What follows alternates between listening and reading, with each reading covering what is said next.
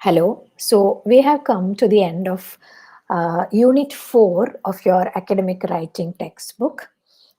And in this unit, the unit is titled Elements of Writing, and here we looked at different rhetorical modes. So before moving to the next unit and the next topics we have to study, there is a list of points to remember given at the end of that lesson. This is basically just a summary of the entire unit. So we will just very quickly go through those points. It's like a revisiting or a recap of that entire lesson. So points to remember. 1. The terms rhetoric and rhetorical refer to the ways you can adopt to communicate effectively. Rhetorical modes are your strategies to reach out to your audience effectively. അപ്പോൾ rhetorical modes ആണ് നമ്മൾ ഇവിടെ study ചെയ്യുന്നത്. പക്ഷെ എന്താണ് ഈ rhetoric അല്ലെങ്കിൽ rhetorical modes എന്ന് പറയുമ്പോൾ ഉദ്ദേശിക്കുന്നത്? നമ്മൾ കുറച്ചുകൂടി നന്നായി കമ്മ്യൂണിക്കേറ്റ് ചെയ്യാൻ, വളരെ ഇഫക്റ്റീവായി കമ്മ്യൂണിക്കേറ്റ് ചെയ്യാൻ ഉപയോഗിക്കുന്ന വേസ്, രീതികളെയാണ് നമ്മൾ റെറ്ററിക് അല്ലെങ്കിൽ റെറ്റോറിക്കൽ എന്ന് പറയുമ്പോൾ ഉദ്ദേശിക്കുന്നത്. ആൻഡ് നമ്മുടെ ഓഡിയൻസ് അല്ലെങ്കിൽ നമ്മുടെ റീഡർഷിപ്പിനോട് ഏറ്റവും ഇഫക്റ്റീവായി കമ്മ്യൂണിക്കേറ്റ് ചെയ്യാൻ നമ്മൾ ഉപയോഗിക്കുന്ന സ്ട്രാറ്റജീസിനെയാണ് റെറ്ററിക്കൽ മോഡ്സ് എന്ന് നമ്മൾ പറയുന്നത്. Rhetorical modes commonly used in academic writing assignments include discussion, persuasion and arguments, comparison and contrast, cause and effect, defining and classifying, problems and solutions. ഇതെല്ലാം അക്കാഡമിക് റൈറ്റിംഗിൽ നമ്മൾ സ്ഥിരമായി കാണുന്ന പലതരം റെറ്റോറിക്കൽ മോഡ്സ് ആണ്. അതിന്റെ sum of them we have studied here. Persuasion, argumentative writing same തന്നെയാണ്. Comparison and contrast, cause and effect. Discussion എന്നുള്ളത് എസ്സേ ആയതുകൊണ്ട് നമ്മൾ ഇതിലധികം പറഞ്ഞിട്ടില്ല. പക്ഷെ discussion mode is also another kind of mode. നമ്മൾ നമ്മളുടെ ഈ ലെസണിൽ പറഞ്ഞിട്ടില്ല. But discussing different opinions about something, അങ്ങനെയൊക്കെ നമുക്ക് എഴുതാവുന്നതാണ്. കോസ് ആൻഡ് ഇഫക്റ്റ് പറഞ്ഞു, definition, classifying. Then problems and solutions is again something that has not been taught in this lesson, but from the name we can assume what it is. ഒരു എസ്സേയിൽ നമ്മളൊരു പ്രോബ്ലമിനെ പറ്റിയിട്ടും അതിനുള്ള possible സൊല്യൂഷൻസിനെ പറ്റിയിട്ടും explain ചെയ്ത് എഴുതുന്നതായിരിക്കും problems and solutions എന്ന് പറയുന്ന rhetorical mode. So these are all different types of rhetorical modes, and depending on your purpose, എന്തിനു വേണ്ടിയാണ് നമ്മൾ ഈ അക്കാഡമിക് റൈറ്റിംഗ് ചെയ്യുന്നത്, നമ്മൾ എന്ത് തരം എസ്സേ ആണ് എഴുതുന്നത്, അതിനനുസരിച്ച് നമുക്കിതിൽ ഒന്നെങ്കിൽ ഒരു റെറ്റോറിക്കൽ മോഡ് ഉപയോഗിക്കാം, അല്ലെങ്കിൽ ഇതിൽ പല റെറ്റോറിക്കൽ മോഡ്സ് കമ്പൈൻ ചെയ്ത് നമുക്ക് യൂസ് ചെയ്യാവുന്നതാണ്. And then now there is a description of each of the rhetorical modes which we have already studied. നമ്മൾ ഓൾറെഡി പഠിച്ചിട്ടുള്ള റെറ്റോറിക്കൽ മോഡ്സിനെ പറ്റി എല്ലാം ഒരു ബ്രീഫ് സമ്മറി, ഒരു റീക്യാപ്പ് പറയാണ്. First one is narration or narrative mode. A narrative is a rhetorical mode suitable for relating a sequence of events or thoughts. Narratives can be classified as fictional and non-fictional. Narrative എന്ന് പറഞ്ഞാൽ ഒരു sequence ആണ്. അതാണ് നമ്മൾ പറഞ്ഞ ഏറ്റവും important ആയിട്ടുള്ള point. നാരറ്റീവില് ഒരു സീക്വൻസ് ആണ്. First this happened, then this happened, then this happened എന്ന് പറഞ്ഞ് ആ ഒരു സീക്വൻസിൽ പറയുന്നതാണ് നാരറ്റീവ്. അപ്പോൾ ഇവന്റ്സ് ആയിരിക്കാം, സംഭവങ്ങൾ. ആദ്യം ഇത് സംഭവിച്ചു, പിന്നെ ഇത് സംഭവിച്ചു, അങ്ങനെ പറയുന്നതാവാം. ഓർ തോട്ട്സ്, നമ്മുടെ ഐഡിയാസിനെ തന്നെ നമ്മൾ ഒരു സീക്വൻസിലാക്കി വെക്കുന്നത്, അതിനെയും നമുക്ക് നാരറ്റീവ് എന്ന് പറയാൻ പറ്റില്ല. ഈ നാരറ്റീവ് മോഡ് എന്ന് പറയാൻ പറ്റും. ആൻഡ് രണ്ട് തരം നാരറ്റീവ്സ് ഉണ്ട്, mainly fictional and non fictional narratives. Fictional narratives നമ്മൾ പറഞ്ഞു stories, short stories, novels, novellas, അതൊക്കെ നമ്മൾ ഫിക്ഷണൽ നാരറ്റീവ്സ് ആണ്. സംഭവിച്ച കാര്യങ്ങളല്ല, ഇമാജിനറി ആയിട്ടുള്ള കാര്യങ്ങളെ പറ്റി പറയുന്നതാണ് fictional narratives. And then non fictional narratives are more factual. They deal with actual happenings, actual events. Then fourth point, a narrative essay may deal with the writer's personal experience or any other sequence of events. First person point of view is used when writing about personal experience. അപ്പൊ again നമ്മൾ ഏത് point of view നിന്ന് എഴുതുന്നതനുസരിച്ച് പലതരം narrative essays ഉണ്ടാവാം. Personal എക്സ്പീരിയൻസിനെ പറ്റിയിട്ട് നമ്മൾ പറയുകയാണെങ്കിൽ നമ്മൾ first person point of view ആണ് യൂസ് ചെയ്യുന്നത്. ഐ, വി എന്നൊക്കെ പറഞ്ഞിട്ട് എഴുതുമ്പോഴാണ് നമ്മൾ പേഴ്സണൽ എക്സ്പീരിയൻസിനെ പറ്റി നമ്മൾ എഴുതുക. അപ്പൊ അത് കുറച്ചുകൂടി സബ്ജക്റ്റീവ് ആയിരിക്കും. But if you are writing about something that is not personal, കുറച്ചുകൂടി ഒബ്ജക്റ്റീവ് ആയിട്ടാണ് നമുക്ക് എഴുതേണ്ടതെങ്കിൽ, then we use the third person point of view. He, she, it, they എന്നൊക്കെ പറഞ്ഞ് എഴുതുമ്പോൾ തേർഡ് പേഴ്സൺ പോയിന്റ് ഓഫ് വ്യൂവിൽ എഴുതുമ്പോൾ കുറച്ചുകൂടി ഒരു ഡിസ്റ്റൻസ് ഉണ്ടാവും. എൻ്റെ അനുഭവങ്ങൾ, എനിക്ക് സംഭവിച്ച കാര്യങ്ങൾ, ഞാൻ ചിന്തിക്കുന്ന കാര്യങ്ങൾ എന്നല്ല, ഞാൻ കണ്ട ഒരു കാര്യം, ഞാൻ ഒബ്സർവ് ചെയ്ത ഒരു കാര്യം, എനിക്കറിയാവുന്ന ഒരു കാര്യം, എന്നോട് മറ്റാരോ പറഞ്ഞ ഒരു കാര്യം, അങ്ങനെയൊക്കെ ആയിരിക്കും. അപ്പൊ കുറച്ചും കൂടി ഡിസ്റ്റൻസ് ഉണ്ടാവും. So first person point of വ്യൂവിൽ സബ്ജക്റ്റീവ് ആയിട്ട് എഴുതാം, പേഴ്സണൽ ആയിട്ട് എഴുതാം, അല്ലെങ്കിൽ തേർഡ് പേഴ്സൺ പോയിന്റ് ഓഫ് വ്യൂവിൽ ഒബ്ജക്റ്റീവായി കുറച്ചുകൂടി ഒരു ഡിസ്റ്റൻസിൽ നിന്ന് നമുക്ക് നാരറ്റീവ് എസ്സേ എഴുതാവുന്നതാണ്. Then the next one is description. Point 5. Description involves presenting information in a manner appealing to the senses, sight, sound, smell, taste and touch, and creating an impression in the reader or listener. Description എന്ന് പറയുന്നത് നമ്മൾ ഒരു കാര്യത്തെ describe ചെയ്യുക, ഒരു കാര്യത്തെ പറ്റിയിട്ടുള്ള information നമ്മൾ പ്രസന്റ് ചെയ്യുക. പക്ഷെ അത് ഏത് രീതിയിലായിരിക്കണം? നമ്മൾ കണ്ട അല്ലെങ്കിൽ കേട്ട അല്ലെങ്കിൽ നമ്മൾ എക്സ്പീരിയൻസ് ചെയ്ത ഒരു കാര്യം മറ്റൊരാളെ കൊണ്ട് ഓൾമോസ്റ്റ് അതേപോലെ എക്സ്പീരിയൻസ് ചെയ്യിപ്പിക്കാൻ, ആ എക്സ്പീരിയൻസ് അങ്ങനെ തന്നെ ഇമാജിൻ ചെയ്യിപ്പിക്കാൻ ആ റീഡറുടെ അല്ലെങ്കിൽ നമ്മൾ ഈ പറയുന്ന കേൾക്കുന്ന ലിസണറുടെ മനസ്സിൽ അതേ ഒരു വളരെ സ്ട്രോങ് ഇംപ്രഷൻ ഉണ്ടാക്കുക. നമ്മൾ കണ്ട ഒരു സിനിമയെ പറ്റിയിട്ടാവാം, നമ്മൾ കഴിച്ച ഒരു ഭക്ഷണത്തിനെ പറ്റിയിട്ടാവാം, നമ്മൾ ഇൻഹെയിൽ ചെയ്ത ഒരു പെർഫ്യൂം, ഒരു സ്മെല്ലിനെ പറ്റിയാവാം. എന്തായാലും നമ്മൾ അത് ഡിസ്ക്രൈബ് ചെയ്യുമ്പോൾ സെൻസസ്, നമ്മുടെ ഈ 5 ഇന്ദ്രിയങ്ങളെയും ടാർഗറ്റ് ചെയ്യുന്ന രീതിയിലായിരിക്കണം നമ്മൾ എഴുതുന്നത്. നമ്മൾ ഫീൽ ചെയ്ത, നമ്മൾ എക്സ്പീരിയൻസ് ചെയ്ത, നമ്മൾ സെൻസ് ചെയ്ത കാര്യം മറ്റൊരാൾക്ക് അതേപോലെ പറഞ്ഞു കൊടുക്കാൻ നമ്മൾ ശ്രമിക്കുകയാണ് ചെയ്യുന്നത്. അവർക്കും ഓൾമോസ്റ്റ് ആ എക്സ്പീരിയൻസ് കിട്ടി എന്ന് തോന്നുന്ന രീതിയിൽ ഇഫക്റ്റീവായി ഡിസ്ക്രൈബ് ചെയ്ത് കൊടുക്കാൻ നമ്മൾ ശ്രമിക്കണം. ആൻഡ് description may be objective or subjective.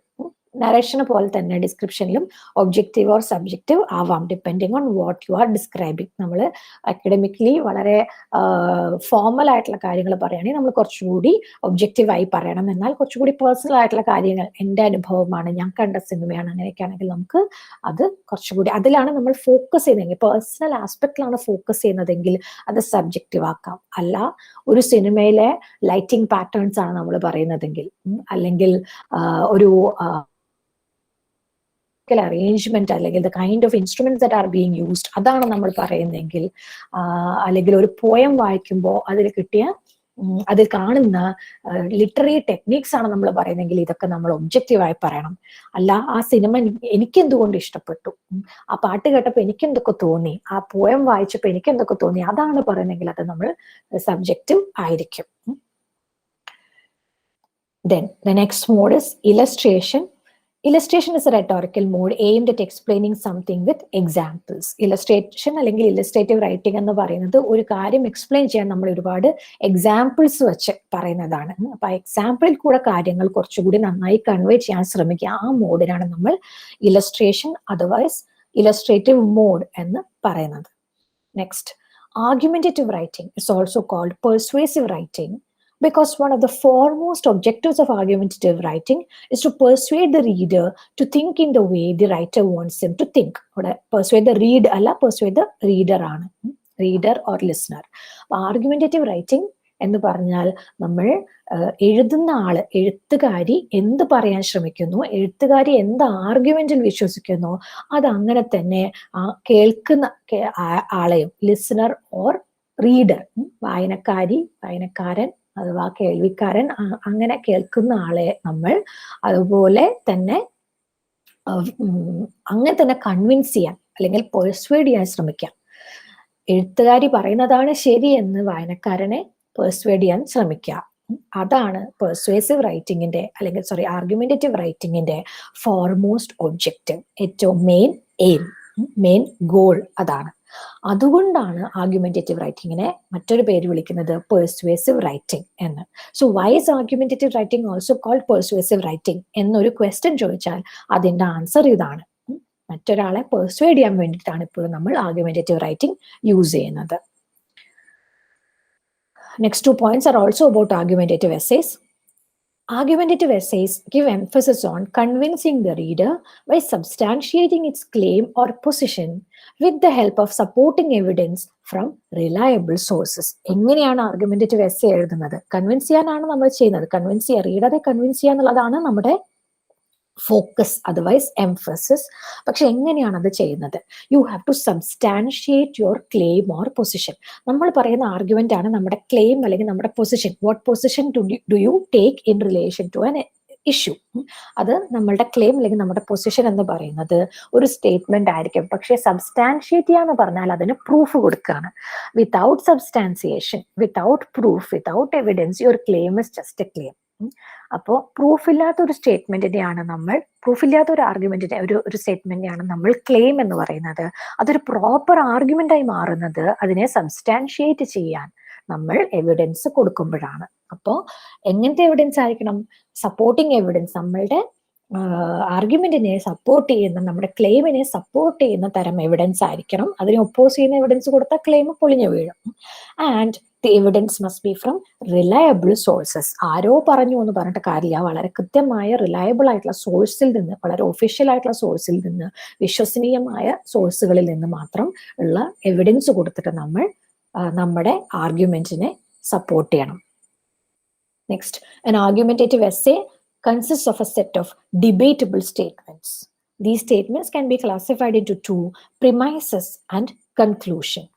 In a typical argument, there is one conclusion and a minimum of one premise. The premises are assertions that lead to a conclusion. അപ്പോൾ ഒരു argumentative essay എന്ന് പറഞ്ഞാൽ it consists of a set of statements. അതിലൊരു set of statements ഉണ്ടാവും, but they are all debatable statements. Factual ആയിട്ടുള്ള statements അല്ല. അതിന് നമുക്ക് ആർഗ്യുമെന്റിന്റെ ആവശ്യമില്ല. The sun rises in the east എന്ന് പറയാൻ നമുക്കൊരു ആർഗ്യുമെന്റിന്റെ ആവശ്യമില്ല. ഒരൊറ്റ സ്റ്റേറ്റ്മെന്റ് കൂടെ കാര്യമെല്ലാം കൺവേ ചെയ്തു. അത് ആർക്കും ക്വസ്റ്റ്യൻ ചെയ്യാൻ പറ്റാത്ത കാര്യങ്ങളാണ്. ബട്ട് ക്വസ്റ്റ്യനബിൾ, ഡിബേറ്റബിൾ ആയിട്ടുള്ള സ്റ്റേറ്റ്മെന്റ്സ് ആണ് നമ്മൾ ആർഗ്യുമെന്റേറ്റീവ് എസ്സേയിൽ യൂസ് ചെയ്യുന്നത്. ആൻഡ് ഇത് രണ്ട് തരം സ്റ്റേറ്റ്മെന്റ്സ് ഉണ്ട്. പല സ്റ്റേറ്റ്മെന്റ്സ് നമ്മൾ യൂസ് ചെയ്യും. പക്ഷേ ഈ സ്റ്റേറ്റ്മെന്റ്സിനെ എല്ലാം രണ്ടായി നമുക്ക് ക്ലാസിഫൈ ചെയ്യാം: പ്രിമൈസസ് ആൻഡ് കൺക്ലൂഷൻ. യൂഷ്വലി നമ്മൾ പറയാൻ ഉദ്ദേശിക്കുന്ന ആർഗ്യുമെന്റ് ആണ്, മെയിൻ ആർഗ്യുമെന്റ് ആണ് നമ്മുടെ കൺക്ലൂഷൻ. അതിലേക്ക് ലീഡ് ചെയ്യുന്ന സ്റ്റേറ്റ്മെന്റ്സ് ആണ്, അസേർഷൻസ് ആണ് പ്രിമൈസസ് എന്ന് പറയുന്നത്. ഒരു ആർഗ്യുമെന്റിൽ അറ്റ്ലീസ്റ്റ് എന്തായാലും ഒരു കൺക്ലൂഷൻ വേണ്ടി വരും, ആൻഡ് അറ്റ്ലീസ്റ്റ് ഒരു പ്രിമൈസ് എങ്കിലും വേണ്ടി വരും. ഒന്നിൽ കൂടുതൽ പ്രിമൈസസ് ആവാം. പല പ്രിമൈസസ് പറഞ്ഞിട്ട് all these lead to one conclusion, therefore എന്ന് പറയുന്നതാണ് നമ്മുടെ കൺക്ലൂഷൻ. കൺക്ലൂഷനിലേക്ക് ലീഡ് ചെയ്യുന്ന അസേർഷൻ അല്ലെങ്കിൽ സ്റ്റേറ്റ്മെന്റ് ആണ് പ്രിമൈസസ് എന്ന് പറയുന്നത്. ഓരോ പ്രിമൈസിനും നമ്മൾ എവിഡൻസ് കൊടുക്കണം. അങ്ങനെ നമ്മൾ കൺക്ലൂഷനിലേക്ക് പതുക്കെ പടിപടിയായി, സ്റ്റെപ്പ് ബൈ സ്റ്റെപ്പ് ആയിട്ട് നമ്മൾ എത്തിച്ചേരുന്നതാണ് ഒരു ആർഗ്യുമെന്റേറ്റീവ് എസ്സേയുടെ structure. Then the next one is compare and contrast. A compare and contrast essay presents similarities and differences. But it is very clear.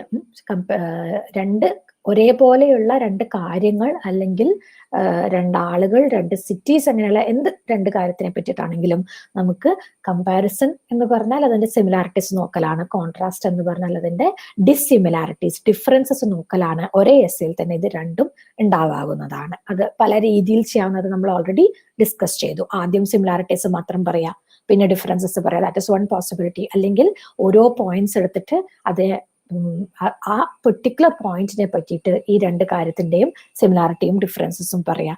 അങ്ങനെ പല രീതിയിൽ നമുക്ക് കമ്പയർ ആൻഡ് കോൺട്രാസ്റ്റ് എസ്സേസ് എഴുതാൻ പറ്റും. Next point, a cause and effect essay. A cause and effect essay deals with 1. causes, 2. effects, or 3.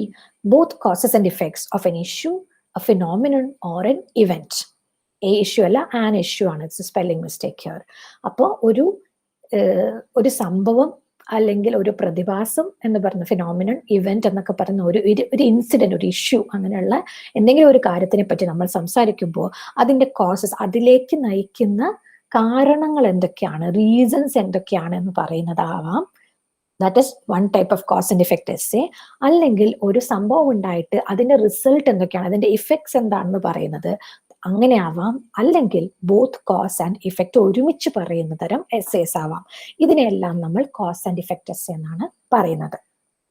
So cos and effect essays can deal with only causes, they can deal with only effects, or they can deal with both causes and effects. Next rhetorical mode is definition. A definition is a way of explaining a word or phrase. ഒരു വാക്ക് അല്ലെങ്കിൽ ഒരു phrase എടുത്തിട്ട് അതിൻ്റെ meaning explain ചെയ്യലാണ് definition. ആ meaning explain ചെയ്യാൻ നമുക്ക് ഒരു പാരഗ്രാഫോ ഒന്നിൽ കൂടുതൽ പാരഗ്രാഫ്സോ ഒരു ഫുൾ എസ്സേയോ ചിലപ്പോൾ എഴുതേണ്ടി വരും. അങ്ങനെ ഡീറ്റെയിൽ ആയിട്ട് എക്സ്പ്ലെയിൻ ചെയ്യുന്നതാണ് ഒരു വേർഡിന്റെ അല്ലെങ്കിൽ ഫ്രേസിന്റെ മീനിങ് കുറച്ച് ഡീറ്റെയിൽ ആയിട്ട് എക്സ്പ്ലെയിൻ ചെയ്യുന്നതാണ് നമ്മൾ ഡെഫിനിഷൻ ആസ് എ റെട്ടോറിക്കൽ മോഡ് എന്ന് പറയുമ്പോൾ ഉദ്ദേശിക്കുന്നത്. അത് ഓൾറെഡി മറ്റൊരു റെട്ടോറിക്കൽ മോഡ് യൂസ് ചെയ്യുന്നതിന്റെ മറ്റൊരു എസ്സേയിലെ ഒരു ഭാഗമായിട്ട് വേണമെങ്കിൽ എഴുതാം, അല്ലെങ്കിൽ ഒരു ഫുൾ എസ്സേ ഇതിന് വേണ്ടി എഴുതാം. നമ്മൾ ഒരു വേർഡ് എക്സ്പ്ലെയിൻ ചെയ്യേണ്ടി വരുന്നത് എപ്പോഴാണ്? ഒന്നെങ്കിൽ ആ വേർഡ് ആണ് അല്ലെങ്കിൽ ആ ഫ്രേസ് ആണ് നമ്മുടെ എസ്സേന്റെ വളരെ ഇമ്പോർട്ടന്റ് ആയിട്ടുള്ള ഒരു പോയിന്റ് എങ്കിൽ നമ്മൾ അത് എക്സ്പ്ലെയിൻ ചെയ്ത് തുടങ്ങുന്നത് നല്ലതായിരിക്കും. ഡിക്ഷണറി മീനിങ് ഉണ്ടെങ്കിൽ ആ ഡിക്ഷണറി മീനിങ് നമ്മൾ ആദ്യം പറയാം. ഡിക്ഷണറി മീനിങ് ആണ് നമ്മൾ ഫോളോ ചെയ്യുന്നെങ്കിൽ അത് എന്തുകൊണ്ടെന്ന് പറയാം. ഡിക്ഷണറി മീനിങ് അല്ല എങ്കിൽ ഡിക്ഷണറിയിൽ ഇതാണ് മീനിങ്, പക്ഷെ ഞാൻ യൂസ് ചെയ്യുന്നത് ഇങ്ങനെയാണ് എന്ന് പറഞ്ഞിട്ട് നമ്മൾ the different way in which you are defining that particular word or phrase അത് നമ്മൾ എക്സ്പ്ലെയിൻ ചെയ്യണം. Sometimes again if a word has a general commonly accepted meaning but you are using it in a different way, then you again have to use definition as a rhetorical mode. എല്ലാവരും മനസ്സിലാക്കുന്ന ഒരു രീതിയിലാണ്, പക്ഷെ ഞാൻ ഈ രീതിയിലാണ് ഈ വാക്ക് ഉപയോഗിക്കുന്നത്. അങ്ങനെയാണെങ്കിലും ഡെഫിനേഷൻ യൂസ് ചെയ്യണം. Then another possibility is that a word has a specific meaning in a technical context, but you are talking about that to an audience of ordinary people, lay persons who don't know the technical meaning. Then you have to again explain the technical meaning. ഒരു particular ഇപ്പോൾ എഞ്ചിനീയറിംഗിന്റെ അല്ലെങ്കിൽ കെമിസ്ട്രീന്റെ അല്ലെങ്കിൽ ഒരു particular സബ്ജക്റ്റിൽ ആ വാക്കിന് ഈ meaning ആണ്, പക്ഷെ സാധാരണക്കാർക്ക് അതറിയില്ല. അപ്പൊ നമ്മൾ സാധാരണക്കാരെ അഡ്രസ് ചെയ്ത് എഴുതുന്ന ഒരു റൈറ്റിംഗിലാണെങ്കിൽ അഗെയിൻ ഈ വേർഡിന്റെ സാധാരണ നിങ്ങൾ ഉദ്ദേശിക്കുന്ന മീനിങ് അല്ല, ഈ ഒരു സ്പെസിഫിക് സബ്ജക്റ്റിൽ അതിന്റെ മീനിങ് ഇതാണ് എന്ന് നമ്മൾ എക്സ്പ്ലെയിൻ ചെയ്യേണ്ട ആവശ്യം ഉണ്ടാവും. അങ്ങനെ പല റീസൺസ് ഉണ്ടാവും ഒരു വാക്ക് എക്സ്പ്ലെയിൻ ചെയ്യുന്നതിന്. അങ്ങനെ what ever that reason is, that method of explaining a word or phrase, the meaning of a word or phrase is called definition. Next one is process analysis.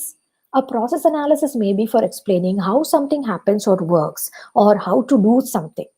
The former is called informational process analysis and the latter directional process analysis. Process analysis എന്ന് പറഞ്ഞാൽ ഒരു കാര്യം എങ്ങനെ സംഭവിക്കുന്നു അല്ലെങ്കിൽ എങ്ങനെ ഒരു കാര്യം ചെയ്യാം എന്ന് പറയുന്നതാണ് പ്രോസസ് അനാലിസിസ്. ഇത് രണ്ട് രീതിയിലുണ്ട്. Informational process analysis is a process analysis which explains how something happens or how something works. It is only giving you information about that process. For example, how aeroplanes work, how gravity works. ഇതെല്ലാം information തരുന്നതാണ്. എങ്ങനെ ഒരു കാര്യം സംഭവിക്കുന്നു എന്ന് നമുക്ക് മനസ്സിലാക്കി തരുന്ന, നമുക്ക് ഇൻഫർമേഷൻ തരുന്നതാണ് informational process analysis. The second one is called directional process analysis. It is giving you directions on how to do something. ഒരു കാര്യം എങ്ങനെ ചെയ്യണം എന്ന് പറഞ്ഞു തരികയാണ്. അത് കുറച്ചുകൂടി ഡയറക്റ്റ് ആയിട്ട് നമുക്ക് അങ്ങനെ ചെയ്യൂ, ഇങ്ങനെ ചെയ്യൂ, നെക്സ്റ്റ് സ്റ്റെപ്പ് എന്ന് പറഞ്ഞ് പറയുന്നതായിരിക്കും ഇൻ ഡിറക്ഷണൽ പ്രോസസ് അനാലിസിസ്. അതിന്റെ ഫോർ എക്സാമ്പിൾ ഈ കുക്ക് ബുക്സിലൊക്കെ പറയുന്ന പോലെ ഹൗ ടു മേക്ക് പാസ്ത, അതെങ്ങനെ ചെയ്യാം, ഇതെങ്ങനെ ചെയ്യാം എന്ന് നമുക്ക് ഹൗ ടു ഡു ദാറ്റ് എന്ന് പറഞ്ഞിട്ടുണ്ട്. അപ്പൊ അതിൽ കൃത്യമായ സ്റ്റെപ്പ് ബൈ സ്റ്റെപ്പ് ആയിട്ട് നമുക്ക് first do this, then do this, then do this എന്ന് നമുക്ക് ഡിറക്ഷൻസ് ആയിട്ട് പറഞ്ഞു തരുന്നതാണ് ഡിറക്ഷണൽ പ്രോസസ് അനാലിസിസ്. ഈ രണ്ട് രീതിയിലുള്ള പ്രോസസ് അനാലിസിസ് നമുക്ക് യൂസ് ചെയ്യാവുന്നതാണ്. And then the final one is classification and division. The general purpose of classification and division is to break broad subjects into smaller parts. In academic writing, a classification or division essay analyzes people, things or ideas, categorizing them into groups and classes. A broad ആയിട്ടുള്ള ഒരു സബ്ജക്റ്റിനെ കുറച്ചുകൂടി എളുപ്പത്തിൽ study ചെയ്യാൻ, analyse ചെയ്യാൻ, മനസ്സിലാക്കാൻ വേണ്ടി അതിനെ smaller parts ആയി നമ്മൾ ബ്രേക്ക് ചെയ്യുന്നതിന്, നമ്മൾ ഡിവൈഡ് ചെയ്യുക, നമ്മൾ കാറ്റഗറൈസ് ചെയ്യുക, അതിനാണ് നമ്മൾ ക്ലാസിഫിക്കേഷൻ ആൻഡ് ഡിവിഷൻ എന്ന് പറയുന്നത്. ആൻഡ് അതിൽ നമുക്ക് we may be analysing people, things or ideas. പലതരം ആളുകൾ, പലതരം ഒബ്ജക്ട്സ്, തിങ്സ് ആവാം, അല്ലെങ്കിൽ പലതരം ഐഡിയാസ് ആവാം, ഒരു ഐഡിയന്റെ തന്നെ പല സബ് ഡിവിഷൻസ് ആവാം. ഇതിനെയെല്ലാം നമ്മൾ പലതരം കാറ്റഗറീസ് ആക്കുക. ഇങ്ങനെ ചെയ്യുന്നതിനാണ് നമ്മൾ ക്ലാസിഫിക്കേഷൻ ഓർ ഡിവിഷൻ എസ്സേ എന്ന് പറയുന്നത്. So these are the important rhetorical moods that we have studied in unit 4 elements of writing. ഒരു റിവിഷൻ ആയിട്ട് നമുക്ക് ഈ ക്ലാസ്സിനെ, ഈ വീഡിയോനെ നിങ്ങൾക്ക് എടുക്കാവുന്നതാണ്. മെയിൻ പോയിന്റ്സ് എല്ലാം ഇവിടെ പറഞ്ഞിട്ടുണ്ട്. ഓഫ് കോഴ്സ് ഓരോ റെട്ടോറിക്കൽ മോഡും നമ്മൾ സ്റ്റഡി ചെയ്ത് ആ വീഡിയോയിൽ പോയി കഴിഞ്ഞാൽ അതിനെ പറ്റിയിട്ടുള്ള കൂടുതൽ ഡീറ്റെയിൽഡ് ആയിട്ടുള്ള പോയിന്റ്സ് നിങ്ങൾക്ക് കിട്ടും.